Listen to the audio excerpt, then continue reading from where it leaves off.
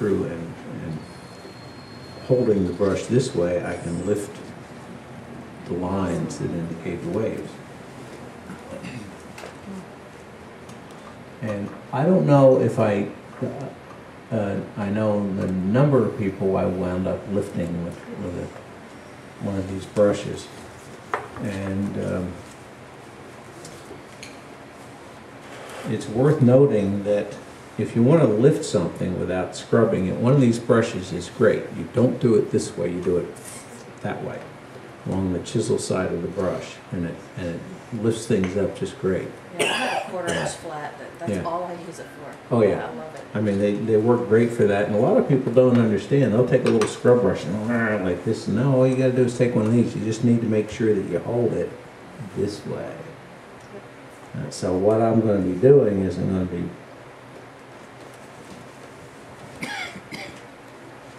bringing down the dark. Oh, that's nice dark, isn't it? No juicy. I'm not going to say it again. Are you okay? He had to sit down earlier. And he's not even painting yet.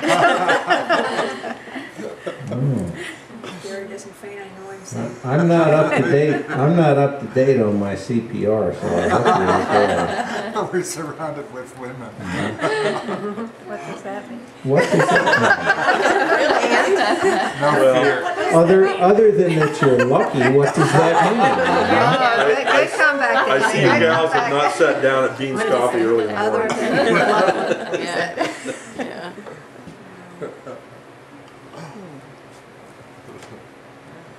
And I'm not really talking a lot about this because it's pretty straightforward, this part of it. And it's also, you can go back in, you can play in it. Like I got that a little too dark. So, you know, I'll probably just pull that out a little bit. But see, what's happening, if you look at this, is it's kind of a subtle texture in these, you know, it leaves the vertical lines. And then, as I said, later on, we'll go through this way. Yeah. Like that.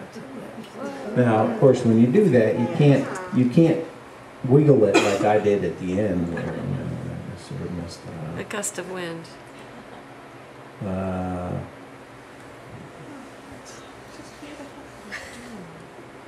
What is that line in Raymond? Holy crap. Excuse me? Look at what happened. That's amazing. And was that a squeezed out brush that you pulled across there? Just knocked out. No, I had used it for a while. I didn't actually squeeze it with my hand. I mean, you squeeze it with your hand, you know, then it really makes it dry. You can make a pretty fine line that way. One thing, if you keep squeezing out your brushes, do you do that a lot? Yeah. And then do you put your fingers on the paper? Oh, I've done that too. Yeah. And it hasn't always been the back. Yeah. I'm a little careful about that usually. That's why I just wipe it on my shirt. I was noticing David doing that yesterday. I have Wow. friends that I just... Yesterday I grabbed my shirt to... Wiping it on my shirt. No, I get in a lot of trouble for that. I have painting clothes now, you know. I'm allowed to do that on. Watercolor won't hurt you. But, well, the only way it hurts me is the fallout from messing up my clothes hurts. When you're ready to buy a new wardrobe. Yes, there are penalties for that, you know. What did you do to this penalty? You know.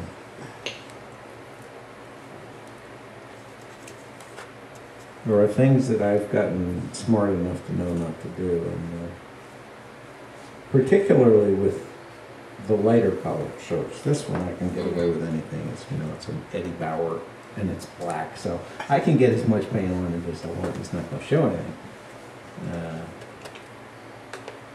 Although what I don't dare do, and I've done this a few times too, is cleaning it up in the kitchen and getting some cleanser, you know, and cleaning the sink, and then I've got bleach spots all over. Yeah. We've gotten in trouble for that one a few times too.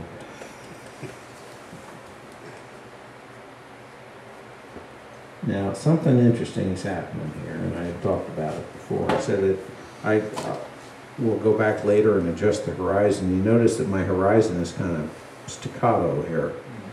You know, it doesn't, needs to be lower down here. Probably it should be in there somewhere. So I'm going to start the process of adjusting the horizon right now.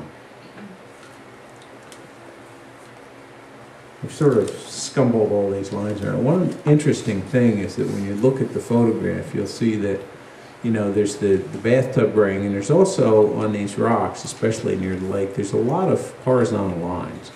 Sometimes they're different water levels, sometimes they're strata in rock or whatever, but that allows you to get away in this particular location with a lot of moving of the horizon, because you've got the water waves, you got lines in the rock, and you can sort of change them back one to the other, and you decide to move the horizon up or down. Okay, now, you see, it's starting to have a kind of a structure to it, and this has come gradually. I mean, I haven't had a big master plan. I've been doodling. It's kind of, doodling is a sort of a useful concept, because you're designing something with no pressure on you. You know what I mean? You might be. Like we used to doing it around the fireworks. Yeah. My doodle is going to be pressureless. Well, it will be eventually, but All my life Speak I've to got me in trouble 50 teaching years for and I'll that. tell you. All the margins in my papers. no, well, it depends on what I doodled, whether I got in trouble or not. I got in more trouble for some things than others, especially when I was a teenage boy. You know, you gotta watch what you do. Nuns had no My sense of husband humor still for doodles some things. that. We're fun to freeze that. Excuse me? No, never mind, that wasn't appropriate. Is that Scarlet Lake? No, that was quinacridone and Windsor yellow, or cadmium yellow on the other. Okay, now we're going back. Remember, I painted the blue over. I said we're going to let that dry. Now we're going to go back and actually paint some of these reflections in. Huh. And you don't worry about the hard edges where you just came down for the reflection Hard edges, where? on your brushstroke, the edges There's of your one brushstroke. Oh, those? No, because I'll be going back in here. Besides, that's going to be very dark. So, no, I don't worry about that. You don't. No, not yet, anyway. A lot of what determines whether you're worried about the texture of the brush strokes has to do with the values on the picture. When you're in a much darker area, you can get away with rougher stuff. And also, when you're in an area where you have a lot of texture, the rocks have a lot of texture, and the waves, because, you know, up here where the waves are closely spaced, there's a lot of texture that I'll be putting in, mostly sort of lines like this.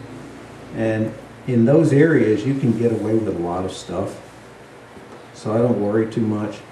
Down here, when we did this initial blue wash, you really got to be careful, and that's why I've sort of broken the teaching and the painting up into a couple different sections, so that you get the feeling for the different ways of painting.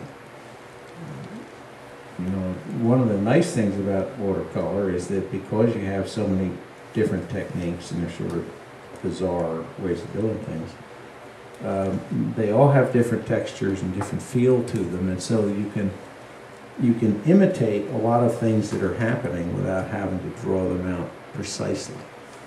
And in watercolor, you do the really wet on wet with this real soft gradation for the water here, for the sky, and things like that. And then you go back and you paint things with real hard edges that are up against them, and it's the contrast that makes it look like water. If you were doing that in oil paints or, God forbid, colored pencils, you can do it, but it will take you forever and ever and ever. This is really pretty fast. You know. once you get the hang of it, you can whip things out pretty quick because you know you're using the natural textures of the watercolor techniques. Now, it's going to drive you nuts taking 40 years to learn all the techniques in the first place. You know, but well, once you get them, then you're pretty well set up. And now over here, this reflection is going to be this purple one.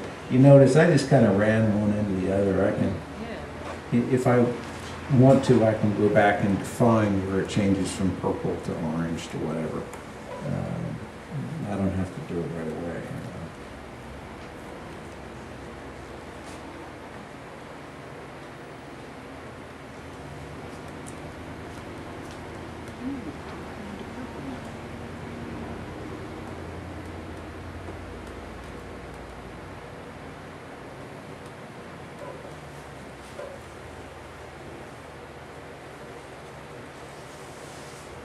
And again, I'm doodling here. This, as I said, these areas grow, these ones that I'm painting on now. And so you take your time, you know, there's no hurry here. It's not some wash that's drying on the paper while you're worrying about it. You know, you're just kind of going along, painting in a casual sort of way. You gotta relax. But you have to know what it does. That's Yeah. part of your charisma of this workshop, is that I didn't realize that it was so slow and deliberate. At home on my own, I think I have to have it done. Some This way, parts are right now. slow and deliberate, and some parts are not. Maybe very relaxed about it. This I can afford to be relaxed about because they're very small areas.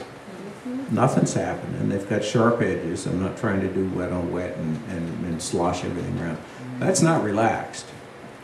I mean, that's kind of tense. You go, oh, is this drying out? I got to do something. You know, you have a time constraint because the water is doing something on its own schedule, and you have to be there.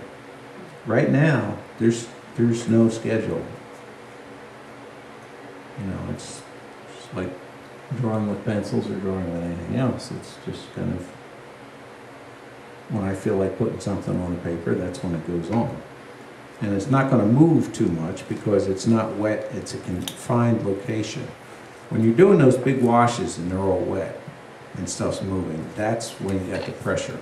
That's why I do those first. That's why we did them yesterday, because if I screw them up,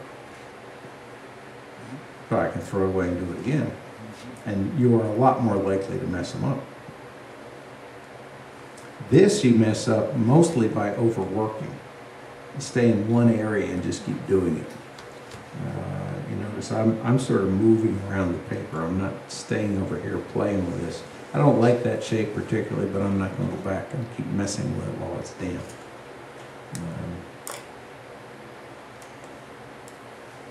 In just a minute, I'm going to stop and you guys are going to start this. Dun, dun, dun, dun. I think I'm gonna take a walk.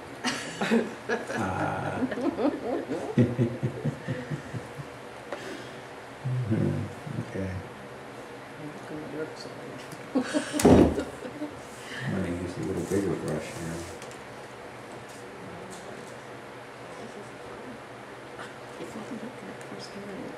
Are most of you from a more humid area than this? Do you see the need for the hairdryer even more? What's the Oh, absolutely. We're almost no humidity today. Oh, down that low? Not that low. It's not like June or something like No. My throat's real dry, I know that. Oh, yeah. that. We sometimes get, like in June, 20%? Oh, no, we're talking 5-6%. That's really June. good. During monsoon, you can get up to the 20s. That's a high. Your brush is dry by the time you Yeah. move it to your paper. Mhm. It's just Yeah. unbelievable. Is this Phoenix? Especially Yeah. if you're sitting out in I the call it all sunshine. page Arizona. This whole Yeah. southwest is Yeah. so New dry. Mexico. Yeah, it just, Yeah. It's really Well, I frustrating. do a lot of plein air painting at the lake in summer, and you know, you got to bring a gallon of water. I mean, it's just in a sprayer, and it just dries faster. Especially if you can't find a shady place. You know, it's almost so impossible. impossible. I work a lot smaller then, I do real tiny things because you can keep a small area a lot wetter. But the big ones, there's no way I can do out there in that kind of low humidity. Of course, that's a whole other ballgame anyway. It really is. You've got, I was sitting on top of a cliff one time, my feet dangling over the edge, about 200 feet down there. And that was back when I was younger and more ambitious and not real smart. And I had a picture about this big taped to a board. And it was a beautiful day, and I was sitting there, and all of a sudden this giant wind came, and I'm holding on to this board, and it's pulling me right off the cliff. And finally I let go, and I watched the painting, and I thought, no way, I'm not going to try and save that one. It was like a sail. I mean, Yeah, sure. all of a sudden, it's like, here I go, and I don't think I had a... Watercolor can hurt you. Thank you. All right. Touche. Not if you let go.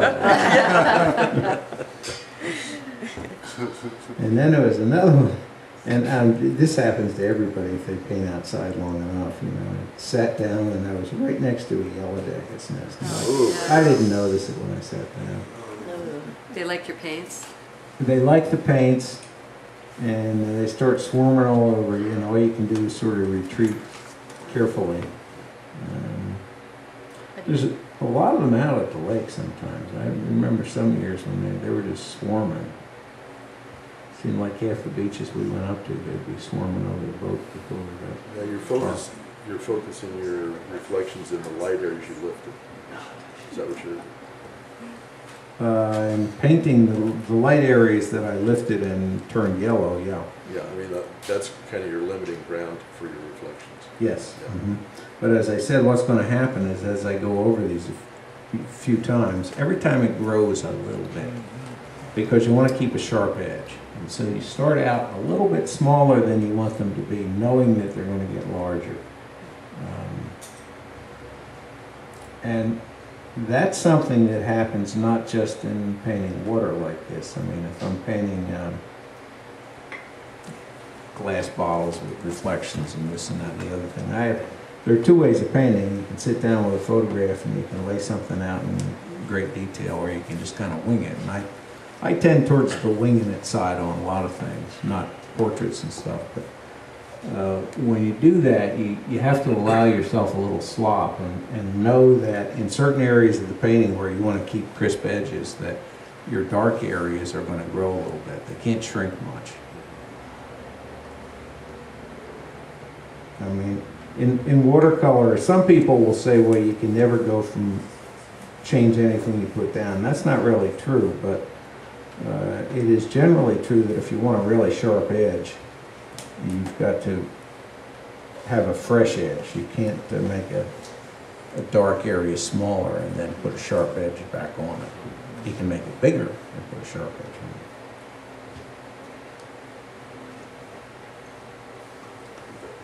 But okay, what's going to happen is, like, for instance, and this is where I'll stop after this, the reflection of this thing is going to come down. And see, I'm not being, obviously it's still wet, it's still sort of bleeding into the adjacent things. But I'll go back later and discipline some of these edges and whatnot in the dark areas. Since these are all dark, I have a fair amount of leeway. But I'm going to get the initial pattern of these darks carrying down through all of the cliff reflections. Okay, that gives you a feeling that you're reflecting what's up here, because you see these same stripes down in water reflections. Make sense? Sort of. Well, it won't when you do it yourself. David, get ready. Oh, nice. David, this is a energy drink that was over. She wanted me to. I'll go this way. Oh, I Said you remember. wouldn't mind this mocha, so. Just She drink said it I full what? of grain. Well, I don't know. It takes a good excellent. I like it. Well, we've had a few arguments in the last since last night when I started. Tasted it anyway. Last night when I had a serious affair with the toilet, I got really That's why really bummer. sick. And so I'm a little bit leery about drinking or eating anything right now. Yeah. Water. Yeah. I mean, I feel okay, but I'm not pushing That's it. not caffeine. It's natural. Yeah, well, you know how it is after you get sick. You're very funny about what. And that one doesn't do it. May I? Yeah, sure. This, I understand 1 point, 2 point, 3 point. Yeah, right. I understand I think the I guess I placement. better pick that one up. I'm sorry. I understand the placement of the dots on the sides, but I don't understand those diamond diagonals. Diamond diagonal. These guys. Yeah, these. Those are these, okay. It's just that, okay, you want to figure out where the next rail on the fence is going to be. You do it like you were building a fence and putting diagonal braces on it. It goes from this corner through the middle up to the next corner. Okay. This corner, so if I want to find out where the next line is, you know, I make a dot here, and then the intersection where the center line is, and the next rail up is going to be where this line is, that line. Yeah. Could I borrow a sheet of this tracing paper, please? Dave? Sure. Are we gonna be able to oral for